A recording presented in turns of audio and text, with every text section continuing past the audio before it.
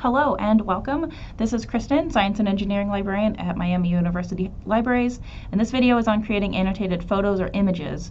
As we know, for most any data visualization, there's a lot of software options available, but as many people already have access to Google Slides or are somewhat familiar with them already, that's what we're going to use today. There's a ton of applications for this kind of visualization, so let's see a few examples, and then we will make some together with a crafting example.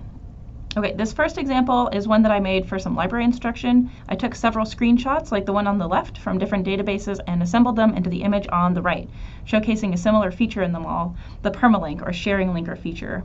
Now I can easily show at a glance, using those red boxes, where they are and what they look like in different databases.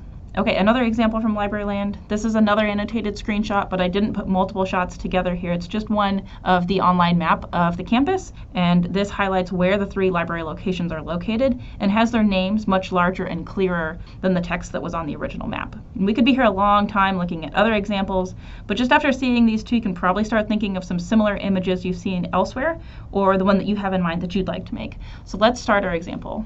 All right, we are in Google Slides now, and we're starting with a blank slide. We're going to go grab a picture in a second, and we are going to do some annotations together to bring some clarity to what that image is. So to start with, let's go up to Insert and Image. You've got a couple of choices here. I'm going to upload from my computer. You can also search the web or add them from your Google Drive if you have them in there. So give me just a second, and we'll get the image on the screen. Okay, here is the picture we're going to be working with. I've just added it to the slide. So I would be pretty surprised if anybody watching this video could tell me what this is, and that's in part why we are using it as an example.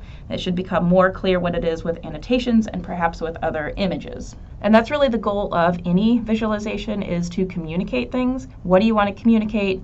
To whom are you communicating, and how do you want to do that? So what I suggest first is to take a minute to think about what you want to add to this, or to your image, whatever image you're working with. Do you want to add an outline or some boxes, arrows? Do you need to add some text? Do you want to bring in other photos or images to clarify things? Do you want to show a before and after picture? What is it you would like to do? I think for our example here, I'm going to start with some shapes and some text. So if we go up to Insert again, and you come down to Shape, there's the different options here, and they each have their own little menus to look through.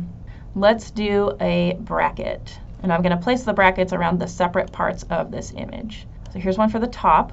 You can go back up to Insert, Shape. This one's under Equation.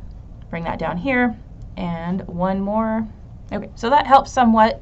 This breaks up the image into the different pieces for people unfamiliar with it. There's a top part, this big part here in the middle with the bubbles, and then the URL down here at the bottom. But we still haven't added any names to them. So let's add some text boxes.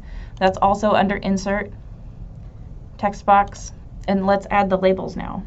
After you've added one, you can of course go back up to Insert and do another one. What I think is sometimes faster is if you click on this one to highlight it, and then you do Control D. That basically does a copy and a paste in the same move. Control D for Control Duplicate. And then you can just edit the text again. So that helps a little bit. We've got the text boxes and the brackets now. So we've got the preview up here at the top, the pattern, and the URL down here at the bottom. Let's try another way to annotate this and see which one we like better. Okay, so I've got a fresh slide here, same image. We're going to use some arrows and see if we like that better, and then maybe bring in a picture just to help. Okay, so the arrows are also up here under Insert, and if you want a blocky arrow, then those are under Shape, and you can see these here. You can actually add text to these arrows if you want to, or you can come down here to Line, which is what I'm going to do. You can add lines to make divisions of things or to point things out. We're going to use this one here for the arrow. And let's point out these letters up here at the top. One of the tricks with these arrows, they can go in any direction you want them to. If you would like them just directly horizontal or vertical, you can press the Shift and that locks it in. See, I'm moving my mouse and it doesn't move it. That just helps it look a little neater. So let's put that here.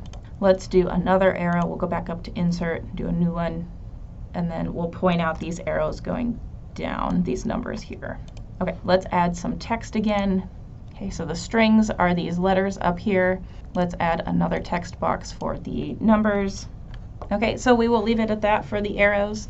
That also helps explain the image a little bit. We've got the strings up here with the letters, and the numbers going down are the row numbers. Let's bring in a picture though, just to help in case this is still confusing, and we'll decide if we like the brackets or the numbers better. Okay, so I've given it some thought.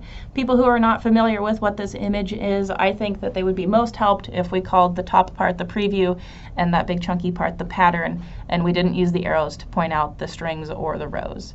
So I'm going to leave it with these brackets, and we're also going to pull in another picture just to clarify things so you can see what it looks like when it's all done. We'll go back up to Insert and Image. And now we have an image of what the thing looks like when it's done. So this is a friendship bracelet pattern. This is a friendship bracelet made with this pattern. So now people who aren't familiar with what the original image was, there's a lot more clarity as to what this is and what it looks like when it's all done.